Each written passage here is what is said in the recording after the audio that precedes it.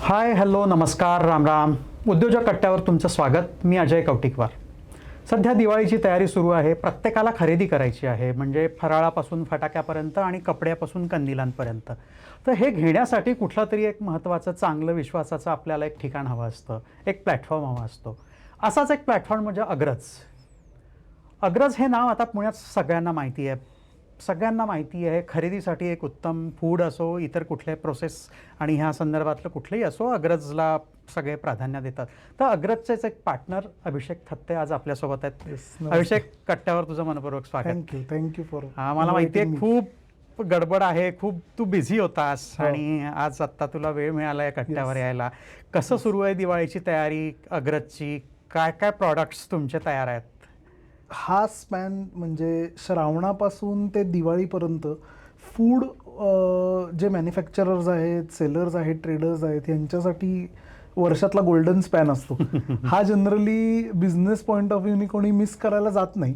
So आम्ही maximum time याच्यात invest करतो. भले every time it is not about profit आणि या सगळ्या गोष्टी, पण ऑनफिल्ड राहून काम करायला सगळ्यात जास्त ऑपॉर्च्युनिटी ह्या श्रावण ते दिवाळी ह्या दरम्यान सगळ्या फूडवाल्यांसाठी असते. मार्केटमध्ये पण एक चालना असते, सगळे लोक खरेदीला बाहेर पडलेले असतात. सो दॅट टाईम तुम्ही सगळ्यात जास्त ऑन टोज पाहिजे, तसेच आम्ही आहोत. कुठल्या कुठल्या प्रॉडक्टवर भर आहे आता या? आत्ता तरी नवरात्रीत आणि दिवाळीमध्ये उपासाची सगळी पिठं, सगळे शिंगाडा पीठ म्हणा, राजगिरा पीठ म्हणा, वरई पीठ म्हणा, म्हणजे मिलेट फ्लोअर्स पण असतात त्याच्यातच. आणि दिवाळीसाठी मेन चकली भाजणी, त्याच्यानंतर गहू बारीक रवा, त्याच्यानंतर मैदा आणि ह्या सगळ्या गोष्टी आपल्या मॅन्युफॅक्चरिंगमध्ये आहेत. हरभरा डाळपीठ आहे, पिठी साखर आपल्यासारखी कोणी बनवत नाही. आता आहेत अशा बऱ्याच गोष्टी आहेत. आता तू उल्लेख केला मिलिट्सचा. Yes. तर हा ट्रेंड बदलतोय आता, मिलिट्स विषयी जास्त जागरूकता होते, लोक घेत आहेत मिलिट्स. इंग्लिशमध्ये म्हणण्यासाठी म्हणलं तर हो, पण मराठी लोक पूर्वीपासून मिलेट्सच खात आहेत. भले ते ज्वारी असू दे, बाजरी असू दे, वरई असू दे, राजगिरा असू दे, हे सगळे नाचणी असू दे, हे सगळे हे मिलेट्सच आहेत. आता त्याची इंग्लिश नाव आहेत, पूर्वीपासून मराठी लोक हेच खातात. सो ट्रेंड हा फक्त आता इंग्लिश नाव येत आहे म्हणून आहे, पण पूर्वीपासून हीच पिठं सर्वजण खात आली आहेत. गहू आत्ता लोक परत कमी करायला लागलेत. प्रत्येकाच्या हेल्थ पॉईंट ऑफ व्ह्यूनी काही ना काहीतरी होतंय. गहू कमी करायला सांगतायत लोकांना, ग्लुटेनच्या काही ॲलर्जीज होत आहेत लोकांना. त्याप्रमाणे आता थोडेसे मिलेट्सवर शिफ्ट होतात. मिलेट्स म्हणजे थोडं ग्लॅमर आलंय, त्याला ग्लॅमर आलं. एक्झॅक्टली, त्याला ग्लॅमर आलंय. पण पूर्वीपासनं मिलेट्स हे आपली लोक सगळे, आपण मराठी लोक सगळी खातच होतो. सो त्याला आता फक्त ग्लॅमरच झालेत. आवश्यक. तू दुसऱ्या पिढीचा उद्योजक आहेस, म्हणजे तुझ्या बाबांपासून हे सगळं अग्रजचं सुरुवात झाली. तू ठरवून इथे आलास की काय ऍक्सिडेंटल तुझा प्रवेश झाला? मी 1998 साली जेव्हा आमचं पहिलं छोटं दुकान माझ्या आईवडिलांनी चालू केलं, म्हणजे जे अग्रजचे फाउंडर मेंबर आहेत, तर त्या दिवसापासूनच मी ठरवलं होतं की मी या धंद्यात येणार. कारण बेसिकली त्यावेळी दळलेली पिठं हे कन्सेप्ट नवीन येत होती बाजारामध्ये. त्यावेळी गिरणीवरती जाऊन तुम्ही माल द्यायचा, त्याच्यानंतर परत ते पीठ घ्यायला जायचं. तर त्यावेळी पिठं हे एक वेगळं होतं, थोडंसं त्यावेळी त्याला ग्लॅमर आलं होतं. त्याच्यामुळे ते मला थोडंसं अट्रॅक्टिव्ह वाटलं. आणि दुसरी गोष्ट त्याची कमर्शियल बाजू, त्याच्यात पैसे मिळत आहेत हे कळल्यावरती कुठलाही मुलगा त्याच्यावरती, म्हणजे जो बिझनेस माइंड चा असेल तर तो ऑटोमॅटिकली तिकडे शिफ्ट व्हायला लागतो. आणि तसंच माझी आवड अजून आणि अजून वाढत गेली आणि आता मी फुल टाईम हेच करतो. सो मला भयंकर आवडतं हे काम करायला. हे दोन्ही पण, एक तर चॅलेंजिंग पण असतं आणि दुसरं असतं की एक तुम्हाला बॅकग्राऊंड तयार असते तुमची. तर हा किती फायदा होतो, म्हणजे तुमची बॅकग्राऊंड तयार असणं, आणि एक असतं की आता एका पिढीने केलं, आपण नवीन आल्यानंतर तो वेगळ्या टप्प्यावर घेऊन जाणं, हे किती चॅलेंज तुला वाटतं? चॅलेंज तर खूप जास्त आहे. कारण काय असतं, बेसिकली जेव्हा एक पिढी पूर्ण मेहनत करून ते नाव कमवते, ते नाव टिकवणं हे खूप प्रेशरिंग असतं. म्हणजे त्याचं भयंकर प्रेशर येतं. आता मला आणि माझ्या भावाला, आम्ही दोघेही या व्यवसायात होत, तर ते प्रेशर खूप जाणवतं आताच्या स्टेजला, की आपल्याला लोक ओळखतात, आपल्या नावाला लोक ओळखतात. तर आपलं इल बिहेवियर हे त्या नावाला धक्का पोचू शकतो आणि इव्हेंच्युअली त्याचं काहीतरी बरं वाईट होऊ शकतं, त्या नावाला काहीतरी तडा जाऊ शकतो. तर ते आम्हाला कुठल्याही परिस्थितीत आता सेकंड जनरेशन बिझनेस असल्यामुळे, सेकंड जनरेशनमध्ये आम्ही असल्यामुळे आम्हाला ते अजिबात नको आहे. So we act very carefully. म्हणजे खूप ठिकाणी आम्ही सांगतही नाही की आम्ही अग्रजचे ओनर आहोत, आणि ते आम्हाला ते बरं पडतं की नाही सांगितलेलं बरं पडतं. कारण त्याचं प्रेशर एक वेगळं आहे, ते हँडलिंग खूप डिफिकल्ट आहे. पण आता या स्टेजला आम्ही आहोत, तर आम्हाला ते प्रेशर हँडल करणं सुद्धा महत्त्वाचं आहे. म्हणजे त्याच्यासाठी दुसरा ऑप्शनच नाही आहे आता. अगदी त्यातनं खूप नव्या गोष्टी त्याच प्रोसेसमधनं मला वाटतं तयार होतात. अग्रज नेमकं करतं काय? म्हणजे ॲग्रिगेटर प्लॅटफॉर्म सारखं एक प्लॅटफॉर्म आहे, तुमचे पण काही प्रॉडक्ट्स आहेत. अग्रजचं नेमकं हे बिझनेस मॉडेल काय आहे? अग्रजचं बिझनेस मॉडेल म्हणजे अग्रज started from manufacturing all types of flowers. म्हणजे सगळ्या प्रकारची पिठांचं मॅन्युफॅक्चरिंग अग्रजनी पहिल्या दिवशीपासून चालू केलं. मग ते गहू पीठ असू दे, ज्वारी पीठ असू दे, तांदूळ पीठी असू दे, हरभरा डाळ पीठ असू दे, ह्याची सगळी पिठं, त्याच्यानंतर डाळी, कडधान्य आणि सुकामेवा म्हणजे ड्रायफ्रुट्स याचं रिपॅकिंग, आणि आता पापड, लोणची, मसाले हे सगळं त्याच्यात ॲड ऑन होत गेलेलं आहे. जे व्यवसाय वाढत गेल्यावरती आपले आर्म्स वाढतात, आपल्याबरोबर बरीच लोक अटॅच होतात. हे अग्रजच्या पॅकिंगमध्ये ऑलमोस्ट आता 300 प्रॉडक्ट्स आहेत जे आपण स्वतः मॅन्युफॅक्चर और रिपॅक करतो. आणि हे मेन बिझनेस मॉडेल अग्रजचं हे. पण आता असं झालं की आमच्याबरोबर अटॅच झालेली ऑलमोस्ट 2,000 ते 2,500 इंडिव्हिज्युअल छोटे छोटे मॅन्युफॅक्चरर्स आहेत. So now that has also become our family, आणि ते एकत्र मिळून आता सगळं अग्रज आहे. सो तो एक मोठा चॅलेंज आमच्यासाठी आहे आता, की या सगळ्यांना केटर करणं, या सगळ्यांचं सगळं बघणं, आणि ह्या गोष्टी आता अग्रजमध्ये सगळ्या चालतात. आत्ता तू म्हणालास की पिठं हा तुमचा USP आहे, तर एक निश हे निवडून तुम्ही पुढे चाललेला. तर या सगळ्या फूड इंडस्ट्रीमध्ये पिठं करून विकावं हे किती चॅलेंजिंग होतं? हे किती याच्यात धोका तुम्हाला वाटला का? म्हणजे त्यावेळेस जेव्हा बाबांनी सुरू केलं ते, आणि पुढे कसं गेलं? म्हणजे कारण फक्त असा विचार केला तर फक्त दळलेली पिठं करून त्याचा बिझनेस उभारणं, बरोबर, हे नुसतं समजा आपण विचार केला तर हे असं वाटतं हे शक्य नाही आहे. पण तुम्ही ते सक्सेस करून दाखवलं आणि एक ब्रँड तयार केला. दोन गोष्टी आहेत. जेव्हा या धंद्याची सुरुवात केली माझ्या आईवडिलांनी, तेव्हा एक पॉईंट असा होता पुण्यामध्ये की वर्किंग वुमेन वाढत होत्या पुण्यामध्ये. सो त्या स्टेजला त्यांना तुम्हाला दळण आणायला जायचं आहे आणि टाकायला जायचं आहे, याला 4 फेऱ्या पडतात. म्हणजे एक तुम्ही जाता तिथे, तुम्ही दळण दळायला देता, तुम्ही तुमच्या घरी परत येता, परत पुढच्या वेळी दळण आणायला जाता आणि ते परत घेता. बरं, दळलेली गोष्ट जेव्हा तुम्ही 1 किलो माल दळायला देता तेव्हा ती कधीच 1 किलोला 1 किलो येत नाही. सो त्याला घट म्हणतात, त्याला तो लॉस असतो, जो वर्किंग लॉस होतो दळताना. तर ते तुम्हाला मिळताना 900, 950 ग्रॅम मिळतं. 9 ते 10% घट येतेच जनरली आत्ताच्या वेदर कंडिशन आणि या सगळ्याला बघितलं तर. सो त्याच्यात आम्हाला असं झालं की तुम्ही जर का 2-4 वेळा तुम्ही येताय, तुम्ही तुमची 2 वेळा फेरी, पेट्रोल हे सगळं तुम्ही घालवताय आणि तुम्ही तिकडे जाऊन तुमचा वेळ घालवताय, तर त्याच्यापेक्षा तुम्ही कामं करा, तुम्ही तुमची कामं करा, तुम्ही जॉब करा, आम्ही तुम्हाला रेडी पीठ देतो. आणि देअर यू इव्हेंच्युअली सेव्ह. कारण तुम्ही आमच्या इथे आल्यावर तुम्ही जेव्हा घेता तेव्हा तुम्ही 2दाच येता. तुम्ही 1 किलो पीठ घरी घेऊन जाता.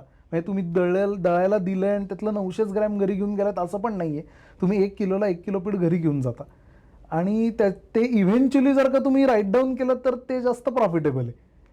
म्हणजे हे त्यावेळेसचं पण एक इनोव्हेशन असतं. Innovation रेडी टू ईट आहे, किंवा 10 मिनिटात तुम्हाला आम्ही तुमचं जे काही प्रॉडक्ट तुम्ही सांगितलं ते आणून देतो. बरोबर. त्यावेळेस मला वाटतं ही पण एक मोठी क्रांतीच होती की तयार पिठं, लोकांच्या ज्या काही समज होती किंवा जे काही त्यावेळेस एक विचार केला जायचा त्याला छेद देणारं हे प्रॉडक्ट 100%. त्याला बॅकलॅश पण आला. आम्ही खूप लोकांना, भरपूर त्यावेळीच्या लोकांना सगळ्यांना, आणि हे पुण्यात करणं म्हणजे आणखीनच आहे. पण पुण्यात इतकं तुम्ही क्रिटिक्स मिळतात तुम्हाला शेजारी, त्याच्यामुळे you become more fine in that. काय याचा अनुभव काही आहेत तुला? खूप अनुभव आहेत. आमची जी थालपीठ भाजणी आहे, मितकूट आहे, उपास भाजणी आहे, सातूचं पीठ आहे, हे डिराईव्हच झालंय कस्टमर्सकडनं. म्हणजे काय अशा अनुभव तुला आले की जे तुला लक्षात राहतील? म्हणजे थालपीठ भाजणीचे एक आम्ही फॉर्म्युला आमच्या डोक्यांनी जो काही तयार केला होता तो तयार केला. त्याच्यानंतर आम्ही असं ठरवलं की हा थालीपीठ भाजणीचा फॉर्म्युला तयार केल्यावर आपण सगळ्या आजी आजोबांच्या वयाच्या लोकांना देऊ, म्हणजे जे ओरिजिनल भारी स्वयंपाक बनवतात त्यांना आम्ही दिलं. आणि त्यांच्यापासून आम्हाला सगळे चेंजेस यायला लागले की जिरं वाढवा बाबा, याच्यात तुम्ही XYZ गोष्ट कमी करा, हे करा. हे सगळं केल्यानंतर ती थालीपीठ भाजणी आज थालीपीठ भाजणी झाली. सो थालीपीठ भाजणी हा आमचा ओव्हर 4-5 इयर्सचा कस्टमर रिव्ह्यूवरनं तयार झालेला हा प्रॉडक्ट आहे. थालीपीठ भाजणी सुरुवातीला आम्ही केलीच, पण हे कस्टमर रिव्ह्यूवरनं आलंय आणि तसंच ती थालीपीठ भाजणी तयार झाली. सो याच्यात आमचं श्रेय शून्य आहे की आम्ही थालीपीठ भाजणी खूप छान बनवतो. नाही, एका कुठल्या तरी आजींनी आम्हाला पुणेकरांचं श्रेय आहे. एक्झॅक्टली पुणेकरांचं श्रेय. तसंच मेथकूट आहे, तसंच उपास भजणी आहे. सो आम्ही हा आमचा प्रॉडक्ट म्हणतच नाही, आम्ही या लोकांचाच प्रॉडक्ट आहे म्हणतो आणि त्यांनीच आम्हाला कसा बनवायचा तो शिकवलाय असं म्हणतो. आणि आम्ही त्याच पद्धतीने आता काम करतो. या सगळ्याच इंडस्ट्रीमध्ये ग्राहकांचा फीडबॅक हा खूप महत्त्वाचा असतो. बरोबर. फूड इंडस्ट्रीमध्ये तर जास्तच बरोबर. महत्त्वाचा असतो. बरोबर. तर तुम्ही याची काळजी कशी घेता, म्हणजे याची काही सिस्टीम तयार केली आहेत? हे याच्यासाठी प्रश्न मी विचारतोय तुला की अनेक छोटे उद्योजक आता या सगळ्या याच्यात येत आहेत. बरोबर. तर त्यांच्यासाठी त्यांनी काय काळजी घ्यायला पाहिजे, किती महत्त्वाचा असतो फीडबॅक? आणि आता तर सोशल मीडियामुळे तर बरोबर. लगेच लोक बरोबर. रिॲक्शन्स आणि ह्या सगळ्या गोष्टी तुम्हाला देतातच. फीडबॅक हा मेन, मी म्हणतो तुमचा प्रॉडक्ट डेव्हलपमेंटसाठी फीडबॅकच 50 ते 60% हा वर्क करतो. कारण शेवटी फीडबॅक म्हणजे काय की तुमचं प्रॉडक्ट छान आहे का घाण आहे का मीडियम आहे का पसंत नाही आहे का आम्हाला आवडलं नाही, ह्या 5-6 डिरेक्शन्समध्ये ते जाऊ शकतो. फीडबॅक तुमचा छान आहे तर काहीच प्रॉब्लेम नाही, पण त्याचे चेंजेस काय पाहिजेत हे तुम्ही जोपर्यंत कस्टमर टू कस्टमर विचारत नाही, तुम्ही स्वतः उभं राहून, तुम्ही स्वतः थांबून, त्याशिवाय तुमच्या प्रॉडक्टमध्ये टुवर्ड सुपिरियरिटी तुम्ही जात नाही. सो हे खूप महत्त्वाचं आहे. छोट्या व्यावसायिकांनी त्यांच्या ओळखीत, त्यांच्या घरामध्ये, समजा फॅमिली मेंबर्स एक 300 आपल्या घरातले मेंबर, तर 300 लोकांना तुम्ही तुमचं चिरोटा म्हणा, चकली म्हणा, कडबोळी म्हणा हे खायला द्या ना. त्यांच्याकडनं फीडबॅक येऊ दे की बाबा हे चांगलं झालंय, हे वाईट झालंय, हे जनरल झालंय, किंवा याच्यात ओवा कमी आहे, याच्यात काय साखर कमी आहे, जास्त आहे, जे पण काही चेंजेस आहेत हे कस्टमरकडनं आल्यावर तुम्ही ते चेंजेस करायला लागा, म्हणजे त्याची डेव्हलपमेंट तुमची प्रॉडक्टची टुवर्ड सुपिरियरिटी जाईल. तिथे तुम्ही असं ठरवलं की नाही बाबा मला जे पटतंय ते मी माझं बेस्ट आहे, तर मग then God will only save you, बाकी नो वन विल. सो अशा पद्धतीने आम्हीही काम करतो, आम्ही अजूनही काम करतो. आम्ही आमच्या गव्हाचा 6 महिन्यातनं एकदा जेव्हा नवीन लॉट गव्हाचा येतो, जेव्हा नवीन सीझनला गहू येतो, तेव्हा आम्ही 50 ठिकाणी आमच्या गव्हाच्या पिठाचं सॅम्पल देतो. जे पोळी करणारे आहेत, जुनी लोक जे पोळ्या मस्त घडीच्या पोळ्या करून करतात, त्यांच्याकडनं आम्हाला एकदा रिपोर्ट आला की बाबा हो हा गहू छान आहे.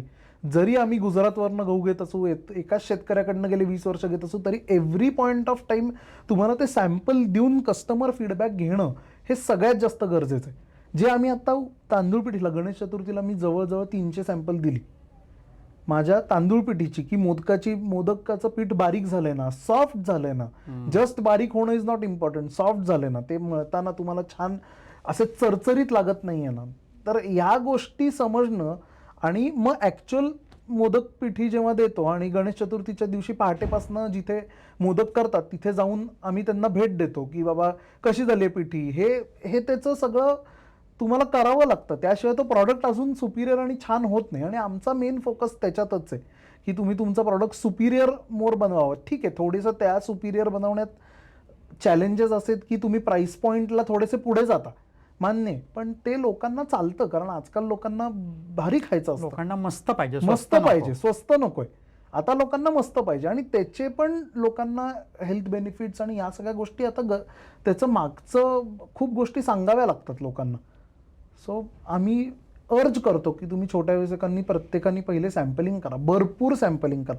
मान्य तो खिशाला खड्डा बसतो, पण ते इव्हेंच्युअली तुमचं टर्नअपच होतं आणि तुमचा प्रॉडक्ट सुपिरियरच होतो, मग तुम्हाला त्यावेळी गरज नसते. अगदीच तू महत्त्वाची गोष्ट सांगितली. याच्यामध्ये छोटे जे उद्योजक असतात ना, त्यांना त्यांचं लेबलिंग असेल, त्यांचं पॅकेजिंग असेल, इतर क्वालिटी असतील, त्याच्यावरचं जे तुमचं ब्रँडिंग असेल, ह्या सगळ्या गोष्टी हे किती महत्त्वाच्या आहेत छोट्या उद्योजकांसाठी, आणि तुम्ही त्याच्यासाठी काही खास काळजी घेता का? तुम्ही नेमकं करता काय त्याच्यासाठी? छोट्या उद्योजकांसाठी मेन सगळ्यात गोष्ट आहे ती प्रॉडक्टची क्वालिटी. प्रॉडक्टचा आत्मा हाच 80% आहे. ब्रँडिंग, लेबलिंग, पॅकेजिंग हे सगळं इट विल फॉलो यू. म्हणजे that is not an issue. ते तू कुठल्याही साईटवरती बघितलं किंवा आम्हाला भेटायला आलं तरी आमच्याकडे एक प्रिंटआउटच काढलेली आहे की आम्ही मेलवरतीच घेतलेलं की नवीन प्रॉडक्ट आमच्याकडे कोणी आलं तर बाबा तुम्ही हे गव्हर्नमेंट रूल्स पहिले फॉलो करा आणि मेन प्रॉडक्ट छान बनवा आणि मग ह्या गव्हर्नमेंट रूल्स फॉलो करा and then you can join Agraj. So आम्ही त्या गोष्टी फॉलो स्वतः पर्सनल लेवलला करतोच की गव्हर्नमेंटचे जे काही रूल्स आहेत ते आपण पहिले पाळायचे, प्रॉडक्ट उत्तम बनवायचा आणि मग तुम्हाला या गोष्टी ब्रँडिंग प्रॉडक्ट उत्तम झाला तरी तुमचं ब्रँडिंग होतंच ना, ऑटोमॅटिकली होतं. तुम्हाला कोणी XYZ सांगायची गरज नाही की अरे ह्यांचा प्रॉडक्ट घ्या उत्तम आहे. प्रॉडक्ट खाल्ल्यावरती लोकांना ते कळतं की हा प्रॉडक्ट उत्तम आहे. ते इटसेल्फ आपले ब्रँड अँबॅसेडर आहेत, ते कस्टमर्सच तेच सांगतात 10 ठिकाणी की यांचा प्रॉडक्ट घ्या आणि तुम्हाला उपयोगाला पडेल आणि छान आहे, तर त्याच्याने इफेक्ट जास्त होतो असं मला वाटतं. एक क्वालिटी सगळ्यात महत्त्वाची आणि बाकीच्या गोष्टी ह्या इतर आपसूक त्याच्यात येतात तुमच्या. 100%. तर हे क्वालिटी मेंटेन करण्यासाठी अग्रज काही वेगळं करतं का? क्वालिटी मेंटेन करण्यासाठी पूर्वी माझे वडील देशभर फिरायचे. एखादा गहू घ्यायचा असेल, ज्वारी घ्यायची असेल, नाचणी घ्यायची असेल तर नाचणी घ्यायला कर्नाटकात जायचे, तांदूळ घ्यायला हरियाणा, कैथाल, पानिपत ह्या जगात हे पिंजून काढायचे. त्यांनी बरीच वर्ष ते केल्यानंतर आता आमचं हळूहळू त्याच्यावरचं डाळी सगळ्या असतील त्या लातूर, जळगाव त्या भागात आहेत. तर ह्या सगळ्या गोष्टी तिथे माझ्या वडिलांचे खूप वर्ष जाऊन झालेले कॉन्टॅक्ट्स आहेत आणि तिथे आम्ही आत्ता सुद्धा जायला लागलो की आम्ही तिथे जातो आणि म्हणतो आमच्याकडे जी डाळ आहे त्याच्यापेक्षा भारी डाळ आम्हाला द्या. सो आमचा मेन फोकस आहे की तुम्ही मॅक्सिमम भारी क्वालिटी माल तुम्ही घ्यायचा प्रयत्न करा. वाशी मार्केट आहे खूप मोठं, जिथे भयंकर व्हरायटी आहे. वाशी APMC जे आहे तिथे आम्ही जातो, आम्ही भेटतो, खूप शेतकऱ्यांना भेटतो. हे भेटण्यानीच तुमच्याकडे बेटर क्वालिटी माल तुमच्याकडे यायला चालू राहतो. सो छोट्या व्यावसायिकांनी आत्ता सध्या मार्केट यार्डमध्ये जावं, पिंजून काढावं मार्केट यार्ड, की रोज तिकडनं जाऊन अर्धा किलो काहीतरी सामान आणले, त्याचं तुम्ही फायनल प्रोडक्ट बनवलंय, फायनल प्रोडक्ट बनवल्यावर टेस्टिंग केलंय. ह्याच्यात वेळ जातो, पैसा जातो, सर्व जातं, पण पेशन्स ही अशी गोष्ट ना ज्याच्याने तुमचा प्रॉडक्ट अजून भारी बनतो. सो ते तुम्ही केलं तर प्रॉडक्टला हेल्प आउट होते. आम्ही अग्रजमध्येही तसंच करतो. प्रत्येक प्रॉडक्ट हे आम्ही स्वतः जाऊन बघतो. आता शेवटी शेतीमाल आहे, थोडासा 19-20 तो होतो, कधी वेदरमुळे होतो, कधी कुठल्या स्टोरिंगमुळे होतं, कधी कोल्ड स्टोरेजमुळे होतं, पण दॅट इज ॲक्सेप्टेबल. शेतकरी सुद्धा माल परत घेतात, इथले सुद्धा व्यापारी लोक परत घेतात आणि ते इट गोज ऑन. पण बेसिक मूळ माल चांगला असला, रॉ मटेरियल चांगलं असलं की तुमचं फायनल प्रॉडक्ट छानच होतं. अगदीच. मग ती मेकिंग त्याच्यात चूक होऊ शकते किंवा पीठ जाडच दळलंय तर मग ते लाडूसाठी वापरा, पण पीठ बारीक दळलेलं ते पोळ्यांसाठी जाऊ दे, चपातीसाठी जाऊ दे. सो त्या गोष्टी ते मेकिंग चेंजेस होऊ शकतात, मेकिंग डिफेक्ट होऊ शकतो, पण मूळ गहूच चांगला नसेल तर या सगळ्या गोष्टी काहीच होत नाहीत. हे किती क्वांटिटीने तुम्ही घेता? व्हॉल्यूम काय आहे तुमचा? आमचा आत्ता तरी 7,000 ते 8,000 किलो रोजचं प्रोडक्शन आहे, जे आम्ही आता एक मोठी फॅसिलिटीवरती काम करतो जिथे आम्ही 25,000 किलोच्या आसपास पोचू इन नेक्स्ट 6 months. तर आमचा तो एम आहे 25,000 किलो मॅन्युफॅक्चरिंग सर्व पिठांचं हे झालं पाहिजे. आत्ता तू म्हणाला जसं 2,500-3,000 छोटे उद्योजक तुमच्याशी कनेक्टेड आहेत. देसासराच्या अभ्यासातून असं लक्षात आलं की हे छोटे उद्योजक असतात ना, ते खूप अनऑर्गनाइज असतात.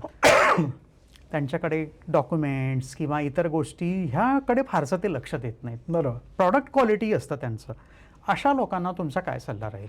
अशा लोकांना सल्ला राहील की पहिले आम्हाला भेटायला या. आमच्या दुकानांमध्ये टिळक रोडच्या आणि कर्वेनगरच्या दुकानात माझी आई असते, माझा भाऊ असतो, मी असतो आणि माझे वडील असतात. आम्ही सगळे कुठे ना कुठेतरी सिच्युएटेड आहोत.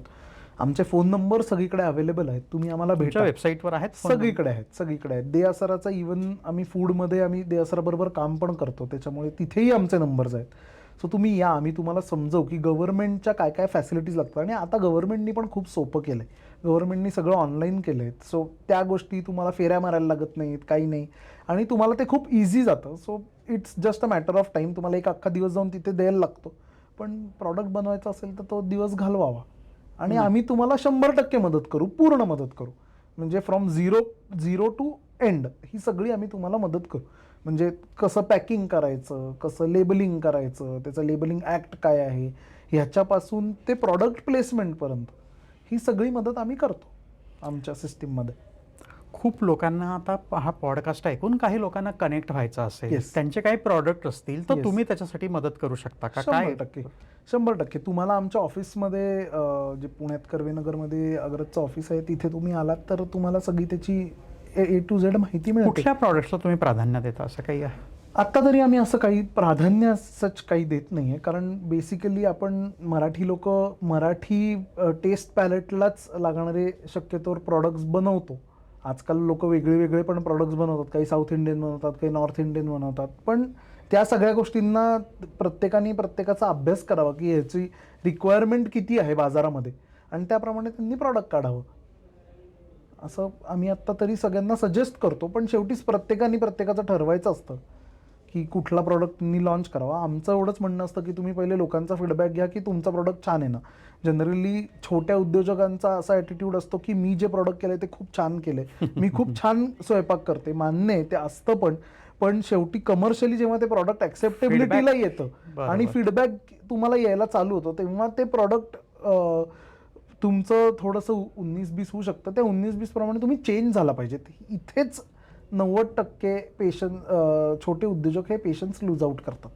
ते तुम्ही केलं तर you are ahead of everybody असं होतं. तुमच्या बिझनेसमध्ये एक चांगली गोष्ट आहे, पॉझिटिव्ह गोष्ट म्हणजे हे सतत लागणार आहे. हे सतत लागणार. पीठ आणि ह्या अशा गोष्टी कधीच बंद होणार नाही आहे. दुसरं मोठं चॅलेंज असतं हायजीन मेंटेन करणं आणि त्याचं एकतर नाशवंत असतं, ते खराब लवकर होतं. खराब लवकर. तर ही एक टेन्शन पण असतं, एक काळजी पण असतं. ही काळजी तुम्ही कशी घेता? आम्ही त्याच्यात सगळे क्लिनलीनेसचे पॅरामीटर्स फॉलो करतो. आमच्या एंडला व्यवस्थित पॅकिंग करणं, व्यवस्थित दळणं, त्याचं सीविंग आणि या सगळ्या गोष्टी आम्ही त्या फॉलो करतो. पण कधी कधी आजकाल वेदर कंडिशन्स इतक्या विचित्र आहेत की सकाळी ऊन पडतं आणि दुपारी पाऊस पडतो आणि संध्याकाळी परत थंडी वाजते की अशा ह्याच्यामुळे ह्या नॅचरल प्रोडक्ट्सवरती आपण खूप नायट्रोजन फ्लशिंग म्हणा किंवा तुमचं ते फ्युमिकेशन म्हणा, या सगळ्या गोष्टी त्याला ऑप्शन्स आहेत. अग्रज असं काही करत नाही. आम्ही असं ठरवलं आहे की आम्ही आमचा प्रॉडक्ट हा 1.5 महिन्याची ज्याची खरी शेल्फ लाईफ आहे ती आम्ही एक्सटेंड करणार नाही. अच्छा. ते आम्ही फ्रेश देऊ. जर इन केस त्याच्यात काही प्रॉब्लेम आला तर आम्ही प्रॉडक्ट अक्षरशः तो झाडाच्या इथे घालून टाकतो. तो वाया जातो प्रॉडक्ट, पण आम्ही त्या कस्टमरला काही प्रॉब्लेम आला तर ते प्रॉडक्ट बदलून देतो. आमच्या अख्ख्या सिस्टीममध्ये असं आहे की प्रॉडक्ट रिलेटेड कुठलीही कंप्लेंट आली, कुठल्याही, म्हणजे माझ्या आता जवळजवळ 113 फ्रँचायझीज आहेत, तिथे कुठेही प्रॉडक्टची कंप्लेंट आली तरी ती ॲड्रेस मीच करतो. ॲज अ मालक म्हणून मी ॲड्रेस करतो, कारण त्या कस्टमरची कंप्लेंट तुम्ही सॅटिस्फाय करणं हे सगळ्यात महत्त्वाचं असतं. हे त्या मोमेंटला इतकं महत्त्वाचं असतं की मग त्याची काही वेडवाकडं होऊ शकतं. पण आजकाल लोक कोणतरी माणूस ठेवतात, कोणीतरी हे ठेवतात. मोठ्या व्यावसायिकांना ठीक आहे, ते त्यांना जमणार पण नाही. पण जोपर्यंत तुम्ही त्या स्केलमध्ये आहात तोपर्यंत तुम्ही तुमच्या प्रॉडक्टला काही समजा चुकीचं असेल, तो कोणाला आवडला नसेल तर ते ॲड्रेस करणं हे तुमचंच काम. सो अग्रजमध्ये टोटल ठिकाणी सगळ्या आमच्या बॅग्सवरती माझ्या वडिलांचा नंबर लिहिलेला आहे आणि सगळ्या ऑनलाईन साईट्सवरती हा माझा नंबर लिहिलेला आहे. सो माझ्या फोनमध्ये बघितलं तरी कंप्लेंटचे माझ्याकडे 50 नंबर आहेत ज्यांना मी ॲड्रेस करतो. आणि आता ते माझ्याशी इतके छान रिलेशन झालेले आहेत की अभिषेक तू असं कर, तू तसं कर. So it helps in both ways. असं नाही आहे की कंप्लेंटचे म्हणून लोक काही पण करतायत. ते चांगलं शिकवून पण जातात आपल्याला आणि आपण बेटर होत जातो. बाकी काही हे नसतं. सगळ्याच बिझनेसमध्ये रिपीट कस्टमर खूप महत्त्वाचा असतो. तुमच्यात तर फूड बिझनेसमध्ये सगळ्यात महत्त्वाचा असतो. तर हा रिपीट कस्टमर मिळवणं, तुमचा रेशो काय आहे आणि काय करायला पाहिजे? जसं आता तू एक सांगितलं की ग्राहकांच्या ऐकून घ्या तुम्ही काय म्हणतात ते. आणखीन काही अशा टिप्स आपल्याला देता येतील? बेसिक टिप, आम्ही जेव्हा दुकानात उभं राहतो ना तेव्हा आम्ही प्रेमाने बोलतो. ही खूप महत्त्वाची टिप आहे जी पुणेकरांना पुणेकरांचं असं बॅड हे आहे, इम्प्रेशन आहे, ती आम्ही तोडायचा प्रयत्न करतोय. की आम्ही बेसिकली प्रेमाने बोलतो लोकांशी. आम्ही कुठेही तुसडेपणाने काही वागत नाही, हिडीस करत नाही आणि असं काही नाही. आम्ही खूप प्रेमाने बोलतो, त्याच्यानेच 90% आमचं कस्टमर रिपीट होतो. खूप मोठी टिप्स दिली. फक्त हे पुणेकरांसाठीच नाही तर सगळ्यांसाठी. हे सगळ्यांसाठी. If you are in a retail business, if you are in food business, और if you are facing the customer directly, तुम्ही नीट वागणं, नीट बोलणं, चेहऱ्यावरती नीट हावभाव ठेवणं हेच महत्त्वाचं आहे. प्रॉडक्ट 19-20 असतो तरी चालतो कधी कधी, पण जेव्हा तुम्ही नीट बोलता ना ते सगळं पुढे अर्ध्या गोष्टी होऊन जातात होऊन त्याच्यात. जातं, अगदी बरं. अर्ध्या गोष्टी तुम्ही कस्टमरला जिंकला असतं ऑलरेडी. आता या व्यवसायात ना खूप मुलं येत आहेत, खूप तरुण येत आहेत. एक तरुण म्हणून या मुलांना तो काय सल्ला, काय ट्रेंड आहेत, त्यांनी काय करायला पाहिजे? ट्रेंड म्हणजे जे ह्या व्यवसायात आता येत आहेत त्या लोकांनी बेसिकली आता पेशन्स ठेवला पाहिजे. आणि आत्ताचं जग 10 मिनिटं डिलिव्हरीचं आहे. सो 10 मिनिटाच्या डिलिव्हरी सगळं. इन्स्टंट, सगळं इन्स्टंट आहे. तर मी म्हणेन जास्त इन्स्टंटच्या मागे पळू नका. तुम्ही थोडंसं स्लोली घ्या. स्लोली घेतलं तर ब्रिक बाय ब्रिकच तुम्ही पुढे जाऊ शकाल, असं माझं फिलिंग आहे. काही लोकांचं वेगळं असू शकतं, पण माझं फिलिंग असं आहे की तुम्ही ब्रिक बाय ब्रिक पुढे जावा. आणि नक्कीच. That will help you more, that will help you sustain more. बाकी काही नाही. सस्टेनेबिलिटी हाच एक मेजर विषय आत्ताच्या स्टेजला आहे की तुम्ही एक 6 महिने धंदा केला आणि तुम्हाला कस्टमर मिळालं नाही किंवा तुमचा लॉस व्हायला लागला आणि हे व्हायला लागलं की तुम्ही लगेच धंदा बंद करतात. तर यू स्टार्ट स्लो. तुम्ही अगदीच एकदमच मोठं इंस्टाग्राम पेज आणि हे आणि ते आणि त्याच्यावरती खर्च बिरचं हे सगळं करण्यापेक्षा प्रॉडक्टवरती आधी लक्ष द्या. आधी तुमच्या, मी तेच म्हणलं ना, बेसिक छोट्या उद्योजकांना तुमच्या फोन लिस्टवरचे 90% लोक तुमच्याकडनं प्रॉडक्ट घेत आहेत का पहिले ह्याचा प्रयत्न करा. जे तुमच्या फोन लिस्टवरती आहेत म्हणजे नातेवाईक, मित्रमंडळी, ओळखीची लोक, हे तुमचा जरी प्रॉडक्ट घ्यायला लागले तरी automatically you are in that race. So your product is good. आणि मग काही नाही, मग तुमचे बाकीचे कस्टमर्स ऑटोमॅटिकली वर्ड ऑफ माउथनी चालू होतं. नक्कीच. तुझ्या सगळ्या गप्पांमधनं खूप चांगल्या टिप्स आपल्याला Thank you. मिळाल्या आणि जे नवीन येणारे आहेत या व्यवसायात त्यांना नक्कीच या गोष्टीचा फायदा होईल. अशाच पॉडकास्टसाठी तुम्ही यशस्वी उद्योजकच्या यूट्यूब चॅनलला सबस्क्राईब करा, हे लोकांशी शेअर करा. तुम्हाला आणखीन काय विषय, कुठल्या विषयावर ऐकायला आवडेल, कुठले नवीन गेस्ट तुमच्या मनात असतील तर ते नक्की आम्हाला कळवा. आम्ही नक्की त्याचा विचार करू आणि आणण्याचा प्रयत्न करू. अभिषेक, थँक्यू. थँक्यू धन्यवाद. So much. Thank you sir.